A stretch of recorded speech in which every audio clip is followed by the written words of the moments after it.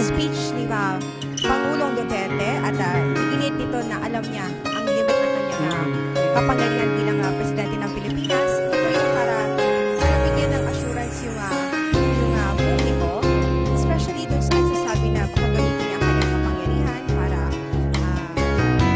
baliwalain ang produkto. Yan talaga ang concern na marami. Sinabi talaga yan na respeto niya yung process. And then he's just yung sinasabi niya, di ba naging mantra niya during his campaign? Pagbabago talaga. Sinabi din ni President Duterte na yung tunay na test ng government, hindi daw yung nagkakaroon masyadong abundance ng mga mayayaman lang. Gusto niya yung pinupush na matagal na maramdaman. Administration of the oaths of office.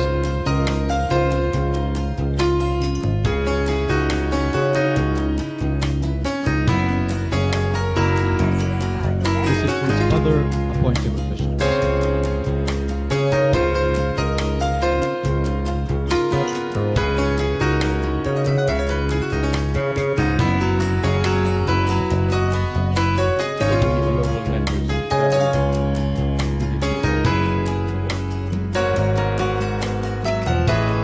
I state your name. Having been appointed to the position of solemnly swear that I will well and faithfully discharge to the best of my ability duties of present and all others that I may hereafter hold under the Republic that I will support and defend the Constitution of the Philippines, that I bear true faith and allegiance to the same, that will obey the laws, legal orders, and decrees promulgated by the duly constituted authorities of the Republic,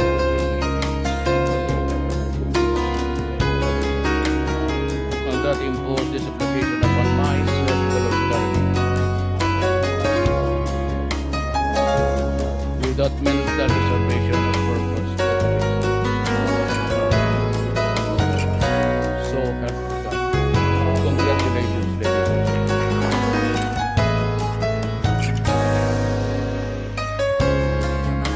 Member ng kanyang gabinete.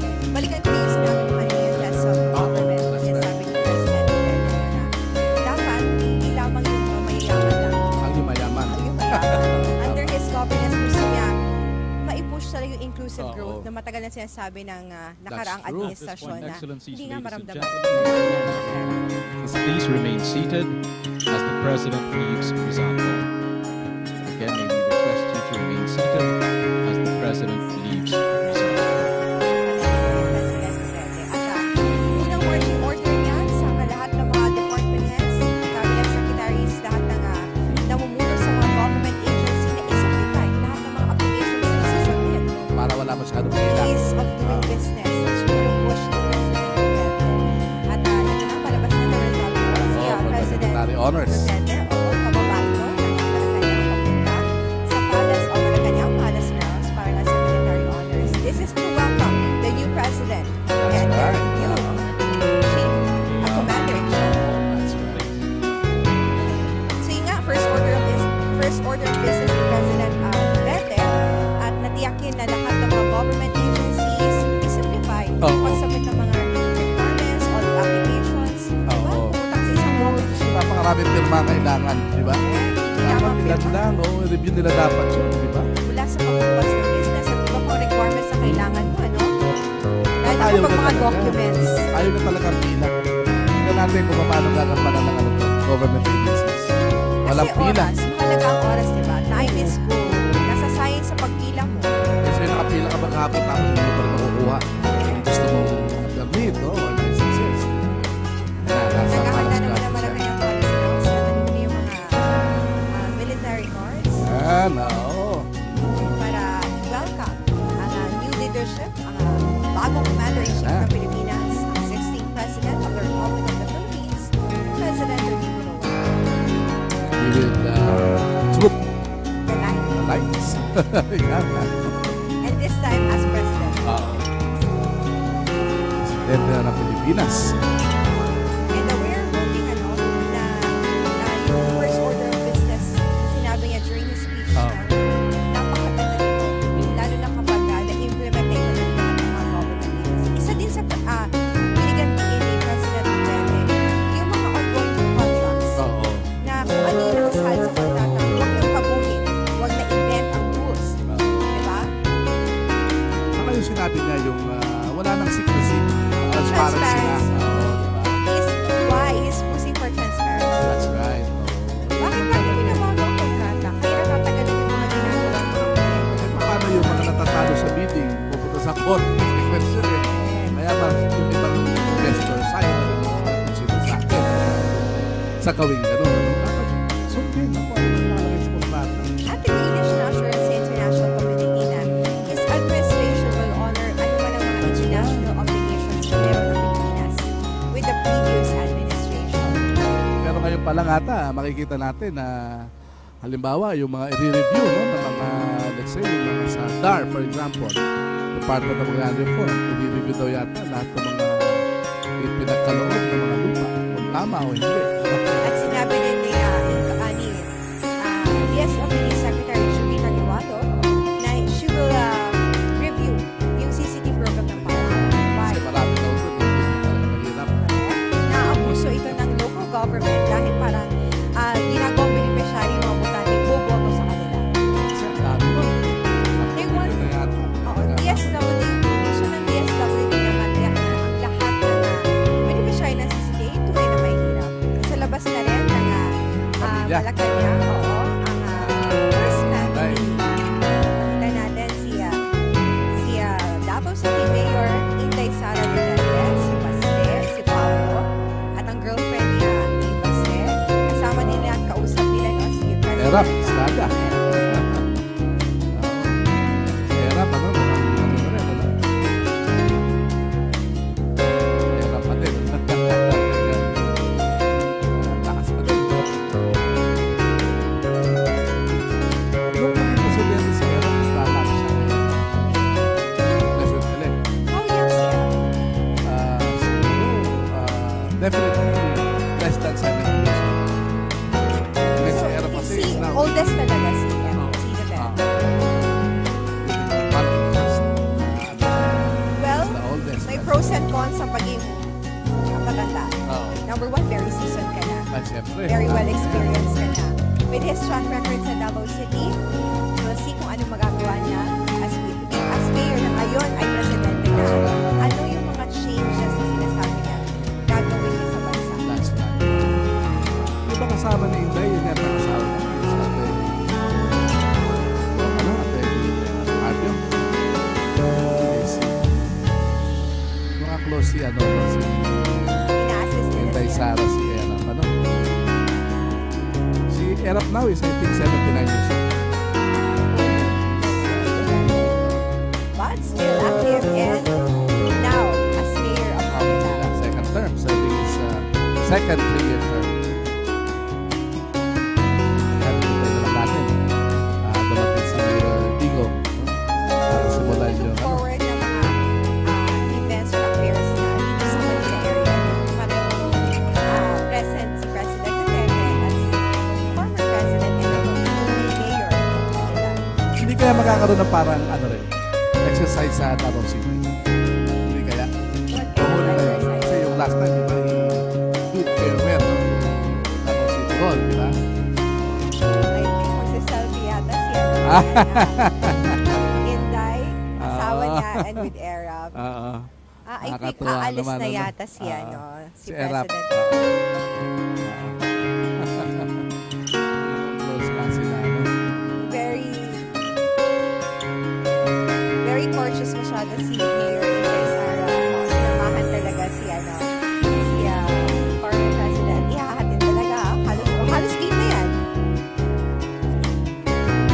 Baka meron sila talaga closeness. So, inaabangan na natin yung bibigyan ng full military honors kay President Rodrigo Roa Duterte. This is the first time na experience yun ng full military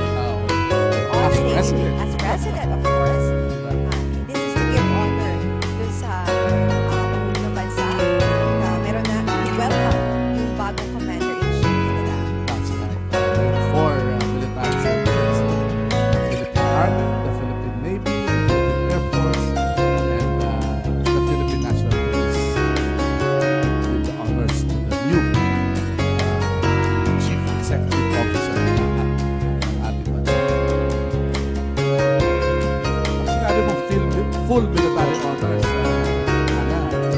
Mukhang mas mahaba ito kasi sa President Aquino. Pero wala na.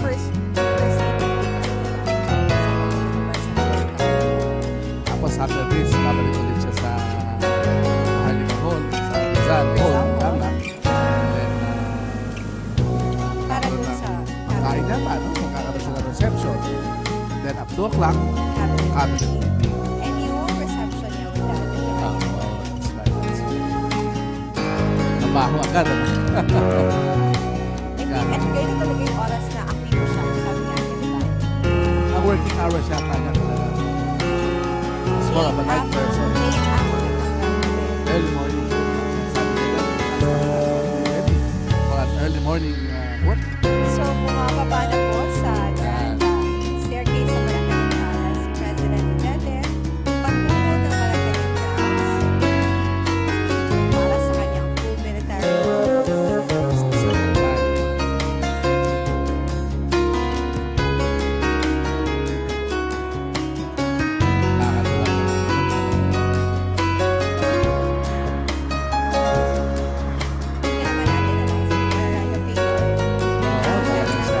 Every detail.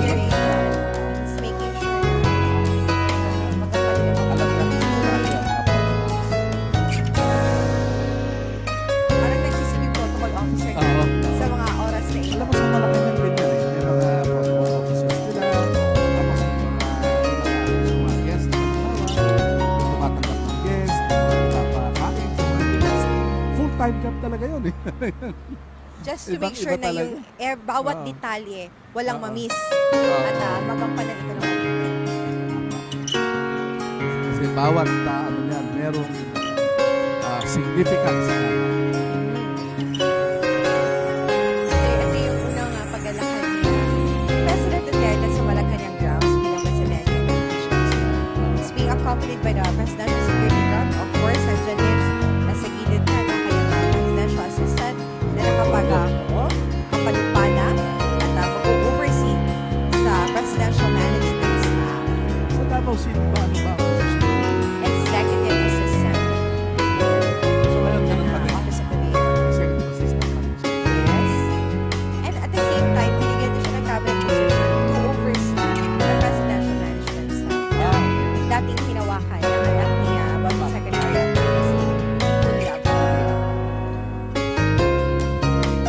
Isa na lang. Balis.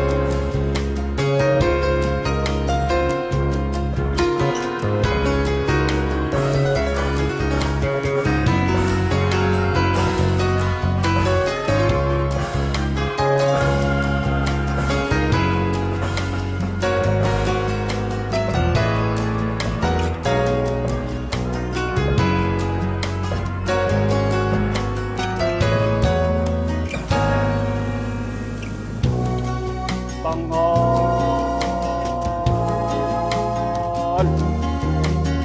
Ah! Una. Ah!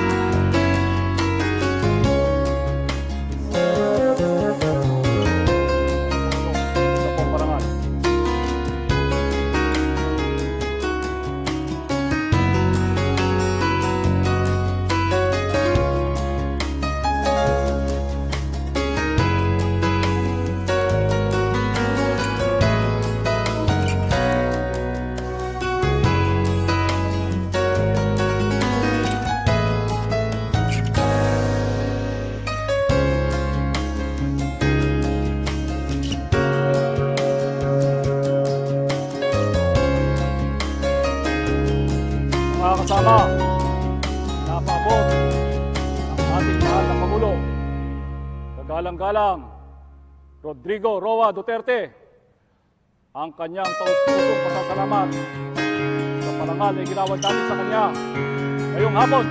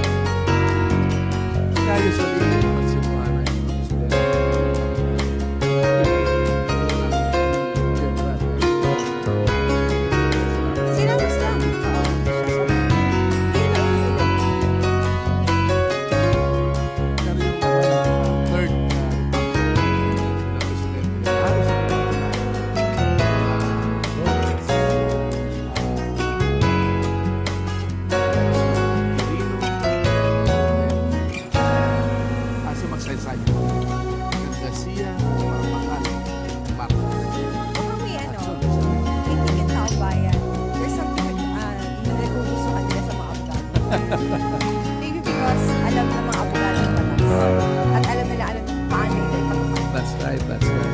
And they know how to interpret na law. Kaya ako naalala ko naman salita si Vice President Pilay sa IPP National Convention. Sabi niya, it is now the time to return the presidency to the lawyers. And congratulations, our 16th president is Sa lawyer, but not unfortunately. So, sa mga oras na ito ay naglalakad na si President Duterte ng red carpet mula dyan sa Malacanang grounds. Pabalik na ito, no? Ng, diplomatic reception. oo. Kung hindi ako nagkakamali, pupunta ito ng President's Hall sana. Dito sa President's Hall sana, kung saan tinanggap siya kanina ni dating Pangulo, diba? Dating Pangulo, Benigno Aquino III, kung saan tinanggap siya kanina doon, doon naman gaganapin yung reception line for the members of the diplomatic corps.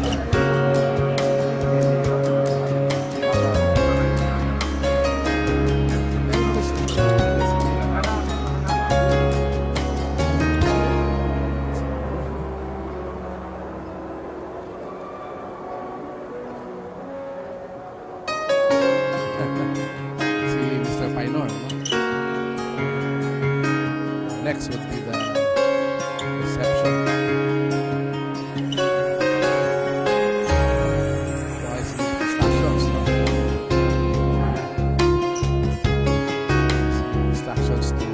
guards.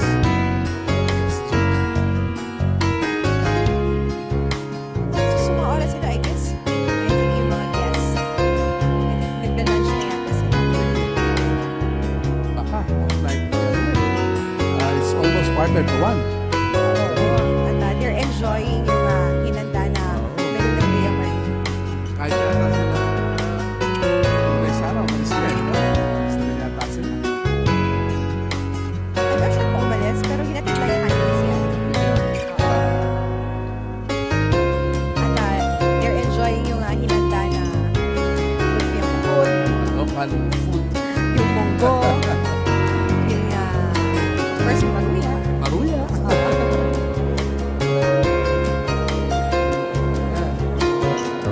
So right now, bakit ulit ng Grand Staircase? Eto, this time, bakit na siya as the president? President of the Kasi Republic. kasi siya lang mag-isa kumakit. Part ito ng tradition ng pag-akit ng presidente na siya lang mag-isa. This is a symbol na yun na. Ito na yung inaangkin na niya yung power niya bilang Pangulo ng Bansa, bilang mamumuno sa opisina ng Malacanang. So, nandito na siya ngayon sa President's Sala Hall o President's Hall Sala. Dito niya tatanggapin ang mga members ng reception line o yung members na dito. Miyembro ng Republic. Ilan sila? Dito lang presided na sa 59. We have 59 embassies and 2 missions in Republic of China and the European Union. Yes, wala na. So around 61 members of the diplomatic corps. Of course, as head of the Department of Foreign Affairs,